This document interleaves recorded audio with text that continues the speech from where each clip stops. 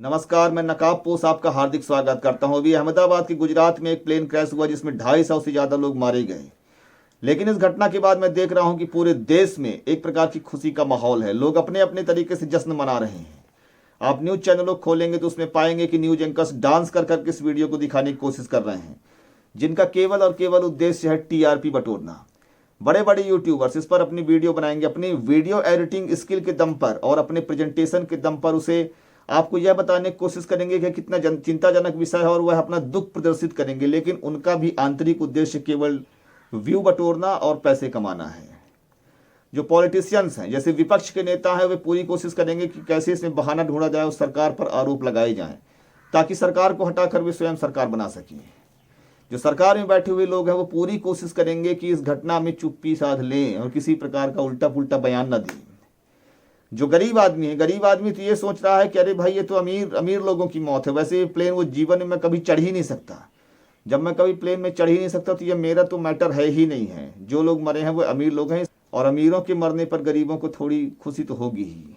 कहने का मतलब है कि लोगों को एक नया मुद्दा मिल गया है सोशल मीडिया में, वो ज़्यादा से ज़्यादा लोगों को बताएंगे और शेयर करेंगे, लेकिन अंदर ही अंदर एक प्रकार की खुशी अनुभव करेंगे। इसे टाइम पास कहा जाता है। हमारा देश वैसे भी टाइम पास करने में सबसे ज़्यादा माहिर है। जानते हैं साहित्य की भाषा में किसी दूसरे के दुख को देखकर जो खुशी अनुभव होता है उसे क्या कहा जाता है? उसे करुण रस कहा जाता है। 9 रस जो होते हैं साहित्य में, उनमें करुण रस अर्थात दूसरों के दुख को देखकर जो एक आंतरिक सूक्ष्म आनंद की प्राप्ति होती है उसे करुण रस कहा जाता है। इस समय पूरे देश में एक प्रकार का करुण रस का माहौल है। सभी कोई एक छोटा आनंद, एक सूक्ष्म आनंद अनुभव कर रहे हैं। ऐसी स्थिति को देखकर लोग अपने दुख भूल जाते हैं कि भाई मेरा दुख तो बहुत कम है, बाकी देखो इन लोग को, देखो ये लोग ज्यादा दुखी हैं। तो दूसरे को दुख को देखकर जो थोड़ी सी अपने दुख को भूल जाते हैं उसे ही करुण रस कहा जाता है। लेकिन मैं नकाब पोस आपको यह सब बात बताने के लिए नहीं आया हूं, मैं आपको जागरूक करने के लिए आया हूं। आप लोग जाग जाइए। आपको क्या लगता है प्लेन हादसे में जो लोग मारे गए वो स्पेशल थे? क्या उनकी मौत बड़ी थी और बाकी मौतें बहुत छोटी हैं? नहीं, मौत किसी की भी हो, मौत सारी बड़ी होती हैं। रोज पैसों की कमी के कारण, दवाइयों की कमी के कारण लाखों लोग यहाँ बीमारियों में मारे जाते हैं। क्या उनकी मौत सस्ती है? भ्रष्टाचार के कारण जो खराब रोड बनते हैं, उन रोडों के में एक्सीडेंट होकर हजारों लोग रोज मारे जाते हैं। क्या उनकी मौतें सस्ती हैं? मिलावट के गोरख धंधे के कारण कई गरीबों की जान जाती है। क्या उनकी मौत सस्ती है? हमारे देश का सिस्टम बहुत ज्यादा बिगड़ा हुआ है। आप जानते हैं कि हमारे देश के हर कदम में एक भ्रष्टाचार है। यहाँ बिना पैसे दिए कोई काम होता ही नहीं। चाहे आप अस्पतालों में चले जाइए, चाहे किसी भी विभाग में आप चले जाइए। तो सिस्टम में सुधार की आवश्यकता है। लेकिन यह सुधार होगा कैसे? यह सुधार तब तक नहीं होगा जब तक इस देश की जनता नहीं जागेगी। आप क्या सोचते हैं कि बुरे नेता हैं? नेता बुरे नहीं हैं।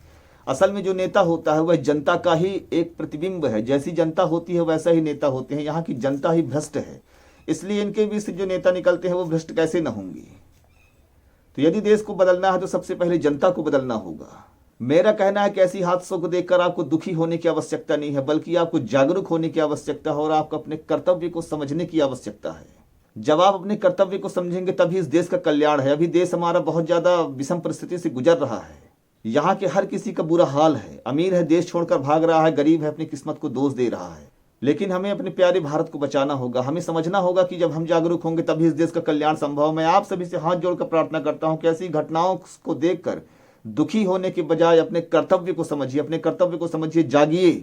मैं अपने चेहरे को छिपाकर, नकाब लगाकर आपको जगाने की कोशिश करूंगा। मैं आप सभी से प्रार्थना करता हूं, कृपया जागिए और देश को संभालिए, भ्रष्टाचार को मुक्त करिए, अपराध का साथ मत दीजिए, अमीरी गरीबी के भेदभाव को दूर करिए।